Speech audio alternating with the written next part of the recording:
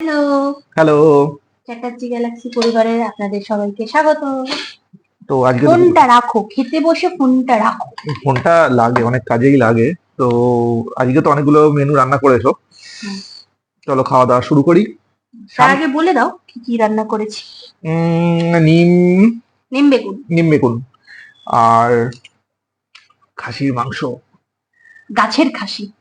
গাছের খাসি মানে এঁচোড়। আর এটা হচ্ছে কাতলা মাছের কালিয়া, আর স্যালাড আছে। তো আজকে এই হচ্ছে মেনু। তো প্রথমে নিম বেগুন দিয়ে শুরু করে দিচ্ছি। মুখের সামনে খাবার পড়ে থাকলে বেশি কথা বলার থেকে খাওয়াটা শুরু করে দেওয়াটাই বুদ্ধিমানের কাজ বলে মনে হয়। তো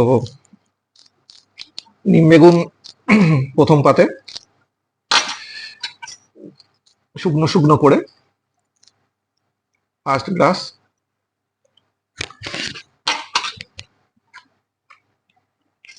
জমিয়ে হুম, তেতো হয়েছে। আমার তো বেগুন দিয়ে আলু দিয়ে মাখাটা বেশি ভালো লাগে। নিম বেগুনটাও ভালো লাগে, নিম বেগুনটা আবার বেশি ভালো। নিম বেগুনটা বেশি ওর ভালো লাগে, আমার গিন্নির বেশি ভালো লাগে। আগে নিম বেগুন, ডাঁটা, আলু এসব যে একটা পাতলা ঝোল হতো, ওটাও কিন্তু এই পেটের পক্ষে খুব ভালো। আর এখন আর বেগুন গুলোর একটু সমস্যা আছে, ওটা শক্ত শক্ত থেকে যাচ্ছে অনেকক্ষণ ধরে রান্না করার পরে। সে ব- ঝোলে দাও, ভাজা করো, নিম বেগুন করো, যাই করো না কেন। ভাতের সঙ্গে নিম বেগুন মেখে তার মধ্যিখানে অল্প করে পেঁয়াজ কুচি আর ধনে পাতা কুচি একটুখানি ছড়িয়ে দিয়ে খেয়ে দেখবেন। এই নিম বেগুন দিয়েই তো পুরো ভাত উঠে যায়। হ্যাঁ, এটা ঠিকই। কিন্তু অবশ্য আবার অনেক কেউ নিম বেগুন পছন্দ করে না, মানে তেতো জিনিসটাই পছন্দ করে না, তারা একদম আবার একদম। আমাদের কথা শুনে ভাববে এরা কারা। আমরা বাঙালি। বাঙালি বাঙালি মানেই তেতো তো ভালোবাসবেই, সে যেরকম হোক, উচ্ছে হোক, করলা হোক। আবার ওই কি একটা শাক আছে না, সেই শাকটাও তেতো বেশ। সে তো সব আছে, হিংচে শাক হ্যাঁ। আছে। তো আসলে লিভারটাকে ঠিক রাখতে গেলে তেতোটা খাওয়াটা দরকার, সবারই কম বেশি করে খাওয়াটা দরকার। আমরা স্বাস্থ্যসম্মত বাঙালি। স্বাস্থ্যসম্মত থেকে খেতে ভালোবাসি। তো আজকে বাজার থেকে নিম পাতা এনেছিলাম, বেশ কচি কচি পেয়েছি, এখন পাওয়া যাচ্ছে, বাজারে অ্যাভেলেবেল আছে। নিয়ে চলে এলাম, গিন্নিকে বললাম বানিয়ে ফেলো, গিন্নিও বানিয়ে দিল।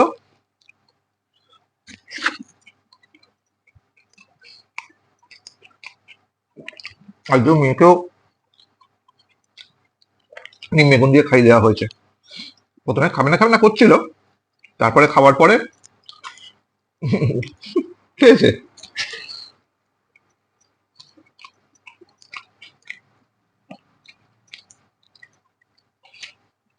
এখন তো গরমের সব সবজি বাজারে অ্যাভেলেবেল হয়ে গেছে।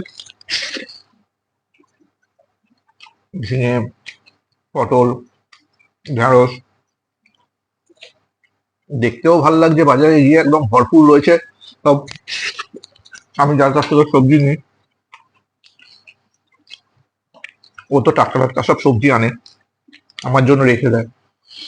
আমি গেলেই ও আমাকে দিয়ে দেয়।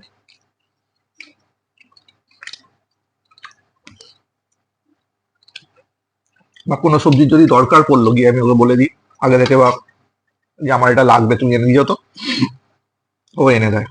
কিন্তু গরমে কিন্তু সবজির সংখ্যাটা একটু কম, শীতে যেরকম কত রকমের দাও তো। সবজি শাক পাওয়া যায়। শীতেতে ওই ফুলকপিরাই রাজত্ব করে। তো আজকে গিন্নি বেড়ে বেড়ে দিচ্ছে। এই দেবো এবার হচ্ছে এঁচড়। হ্যাঁ। তার বলতো তোমরা বলো না এটো হাতে দিচ্ছি কেন। এরা একসঙ্গে খেতে বসেছি, আর এরম এটাকে তো এটো হলো, সেরকম ভাবে কিছু মানার কিছু নেইও। খেতে বসলে এগুলো হবেই, ব্যাস ব্যাস। আমরা যখন বসি আমরা আমাদের দুজনের মতন একটা জায়গায় বেড়ে নিই, নিয়ে ওখান থেকে আমরা যে যার মতন নিয়ে খেয়ে নিই। আজকে আমি বেড়ে দিচ্ছি, কোনো সময় ও আমাকে বেড়ে দেয়। এই যে এঁচড়ের পিস এরকম করে ডুমো ডুমো করে কেটেছে। হুম, পেঁয়াজ রসুন দিয়ে পুরো কষা খাসি। দারুণ হয়েছে। আজকে বাজারে চিংড়ি খুঁজতে গেছিলাম কিন্তু চিংড়ি পাইনি, নালে মানে এঁচোড়ের মধ্যে চিংড়ি দিলে আরো জমে যায়। একদম জমে যেত। এই দিয়েই পুরো খাবার খাওয়া হয়ে যাবে, এঁচোড় চিংড়ি। কিন্তু চিংড়ি তো নেই, বাজারে পাচ্ছি না অনেকদিন ধরেই। আমাদের শিমুতলা বাজারে চিংড়ি চিংড়ির আকাল। চিংড়ির আবির্ভাব সেরকম ভাবে ঘটছে না, কেন জানি না। আর যেগুলো আসছে একদম বড় বড়, ওই বড় বড় চিংড়ি দিয়ে তো এইসব খাবার মানে এই জিনিসগুলো ঠিক চলে না। বড়গুলো দিয়ে মালাইকারি বেশ জমে যাবে। হুম,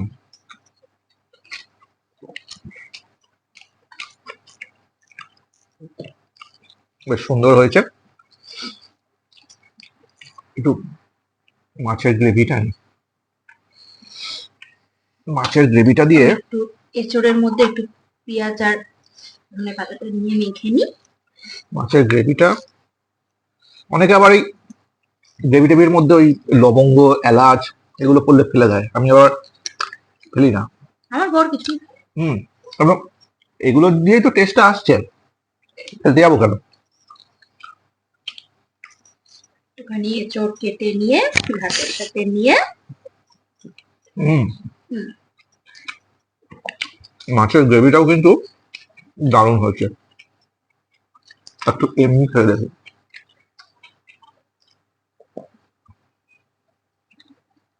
ওনার আবার এমনি গ্রেভি খেতে খুব ভালো লাগে। আহ বিশেষ করে সর্ষে দিয়ে যদি কোনো আমি আইটেম করি, সর্ষে ইলিশ, সর্ষে পাবদা, মানে সর্ষে দিয়ে মাছের যে কোনো আইটেম করলেই শুধু একটা কথাই বলবে, গ্রেভিটা একটুখানি বেশি করুন। আমার খাওয়া হয়ে যাওয়ার পরে গ্রেভিটা শুধু শুধু খাই। হুম, বেশ ভালো লাগে। কোনদিন খেয়ে দেখবে বন্ধুরা, বা যারা খেয়েছো তারা কমেন্টে জানিও সত্যিকারে কেমন খেতে লাগে।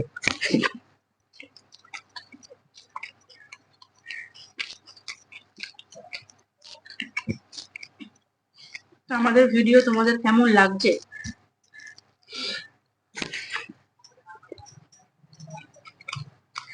এরকম মাছের কালিয়া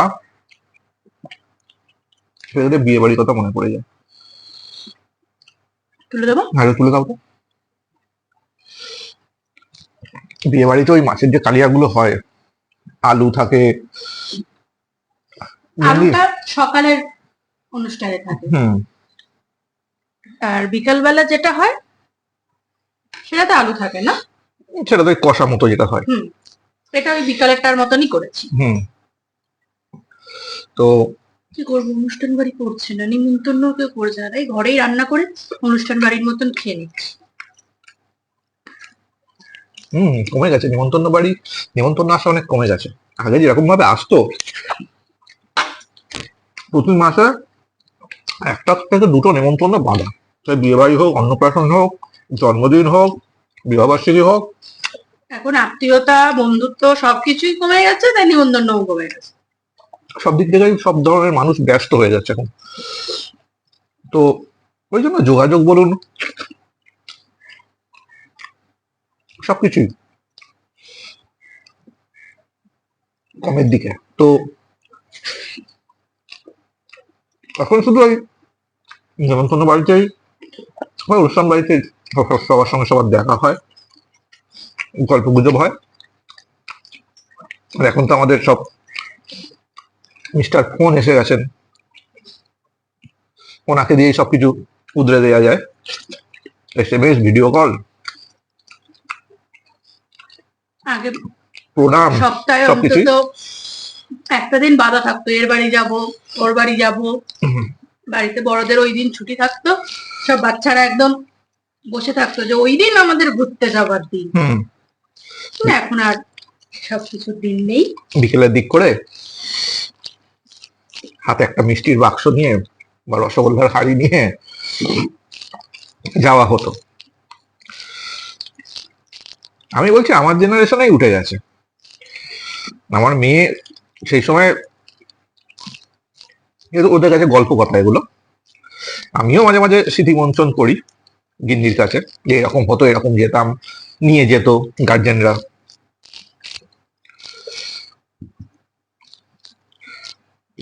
তো চলো ধীরে ধীরে খাওয়াটা শেষ করি। দারুণ হয়েছে।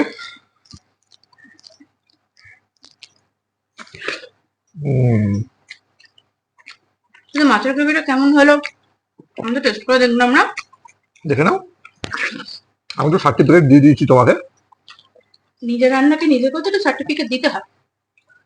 নিশ্চয়ই, তাহলে বুঝতে পারা যায় যে কোথায় ভুল হয়েছে কোথায় না হয়েছে, পরে পরে ঠিক করে নেওয়া যাবে। একদম। কিন্তু আমার মনে হয় ঠিক করার আর কোনো দরকার নেই, একদম ঠিকঠাক পুরো।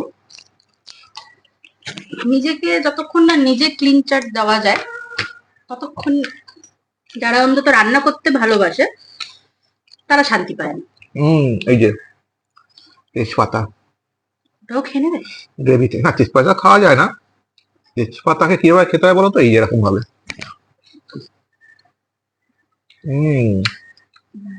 ওর গায়ে যে গ্রেভিটা লেগে থাকে। এই মাছের ওপরে এই ঝালটা খেতে কে কে ভালোবাসে, ঝালটা হেভি লাগে খেতে। আর আজকের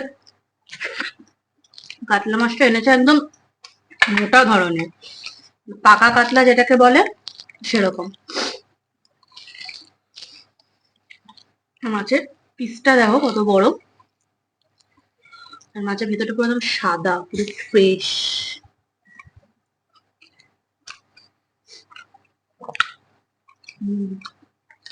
কেমন? দারুণ।